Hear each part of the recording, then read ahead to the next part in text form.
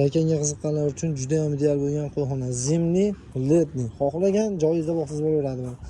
Eng asosiysi bor, qaranglar, tuxum qo'yadigan joylari, hamma yo'llari bor.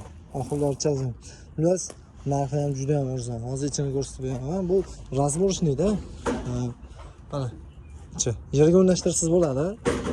Narxi 2,5 million chiqadi. Agar tayda setkasi qo'yiladigan bo'lsa, zichcha qo'shilib qoladi. Zakaz berishingiz mumkin. Undan tashqari mana 1 million 500 ming so'mga ikki etajni.